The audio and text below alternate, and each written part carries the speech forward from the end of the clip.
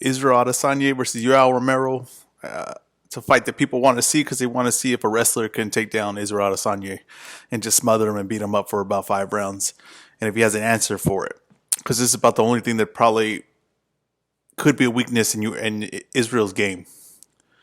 But I think that this is maybe the wrong guy to prove it to, and you would say, well, why? Because Yoel Romero is probably the best wrestler in MMA, besides Khabib, or better than Khabib in some people's minds, and he's Olympic gold medalist. And how could he be the bad example for this? Because Yoel Romero doesn't wrestle anymore. Okay, he does not wrestle anymore, and he hasn't wrestled in a very long time in a lot of these fights.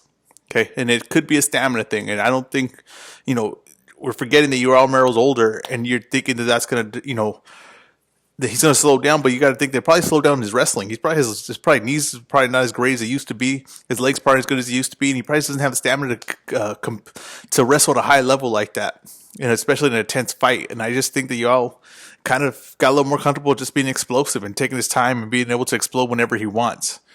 And it was right here, and then just being able to explode whenever he wants, and being able to pick his spots, because the wrestling is, it's grueling, and it's for him to take these guys down, hold them down. So maybe it's more energy than he's willing to dispense with. So to say that Yoel Romero's strategy should be in this fight to wrestle Stylebender, right? It should be a strategy, but it might not be. It might not be. He might just think that he can land a big shot and sleep Stylebender, and it's possible. And I'm here to kind of say how it could be possible. I don't see it happening. I kind of see this as a one-sided fight. I kind of see how people are excited for it, because you know what, Yoel Romero, he looks the part. And he looks the part. He is the part. I mean, wrestling wise, he is the part. But we haven't seen it in the UFC. I mean, he has not had really a dominant thing where he just takes guys down and just beats the hell out of them. He hasn't done it yet. So to say that he's just going to do it now, when he hasn't done it to lesser opponents, I'm a big skeptical of it. And but stand up wise, so I think strategy Yoel Romero should be get Stylebender down. Obviously, I think everybody's pretty much on the same page with that.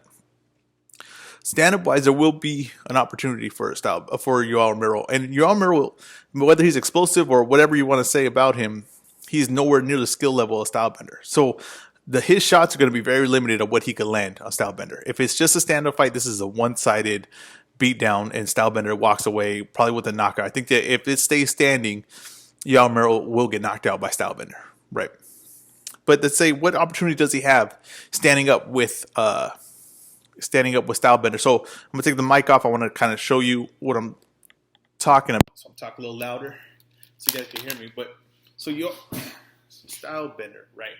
Stylebender switches stances. He could be either southpaw or he could be orthodox. But I imagine in this fight, and what if I was in his corner, what I would tell him to do is stay southpaw, right? That way you can get past Yoel Romero's lead leg, right? And stay away from his power shot, which is his left hand, right? So if you're hitting it, Yoel Romero is really a one-sided fighter, because similar to Darren Till, right? He's a one-sided fighter. He has one shot. He has one side of the body that he uses. He uses his left hand, right? Left straight, try to explode with it. Boom, right? You see him use a flying knee with left side, always left side, and he has a good solid kick. Boom, usually right to the midsection, usually midsection and lower. That doesn't go high with it too much. It's usually that, and that's what he uses to knock people out, right? If he does get takedowns, a lot of the takedowns I've seen, that's like the one he did with Weidman, were actually from a clinch, right? He would shoot, but he would kind of miss a shot, and then when he got in the clinch, he'd take it down. He's so skilled, right? He would be so skilled he could do that. Now, if he's going to stand with Stylebender, right, and he has really one shot, right? He's coming from one side. He has one side of his body that he's using. Well, then, to me, Stylebender is too skilled to be hit by a guy that's just throwing from one side of his body, right? You would have to mix it up and put him in spots. It's like playing chess, but you're only using one side of the board, right? You're not moving the other side of the piece. You're just moving the side of the board. It's too limited. You couldn't do it.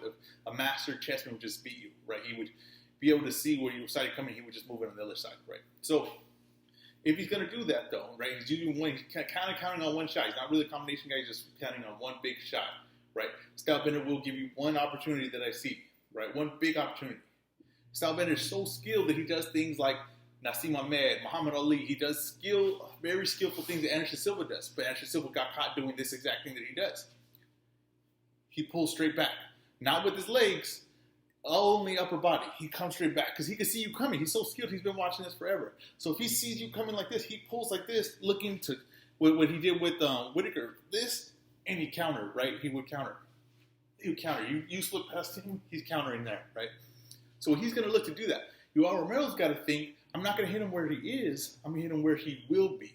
And you want to catch Stylebender here because there's nothing. There's no base. There's nothing to absorb the shot.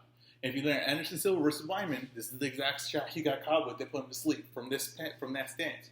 Stylebender did that a lot against Whitaker. He does that a lot in his fights. He's very talented, but he's I always say, he's almost so skilled that he gets himself in trouble. This is what happened in this fight. Yoel Romero has to look to land and punch longer. Fake him, punch longer, catch him at the end of the shot, right? If you miss with a wide shot like that, dive into his legs. Because Stylebender's going to be like this. He's in no position to stop a takedown at this point with his legs like that. Put this down just so you can see him. He's in no position for it here. Legs are in front of him, body's behind, falling back. He's in no position to stop that, right? That has to be a strategy. Now, if I'm Stylebender, right? I'm staying southpaw. I'm staying orthodox with him. I want to be away from his power shot. I want to be away from it. I want to be around his leg. So I'm constantly moving around his leg. So when he jumps, I'm on the other side of it. He's got to reach all the way over to get me. He's got to reach all the way over to get me.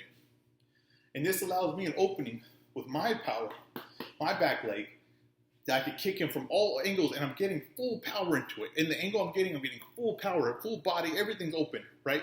You can get a lead leg, and you could chop his lead leg with your lead leg because you're right behind it. As if you're moving behind it, boom. And Stylebender has a heavy, heavy right hand. Bury the right hand, Rondo. Every time you all misses and swings, you're burying the right hand into him, right? Also, this prevents a takedown, right? It makes a takedown a little bit harder because your lead leg isn't right in front of him if you were both southpaw. You're both southpaw, your lead legs are right in front of each other, right? He can just eat that up.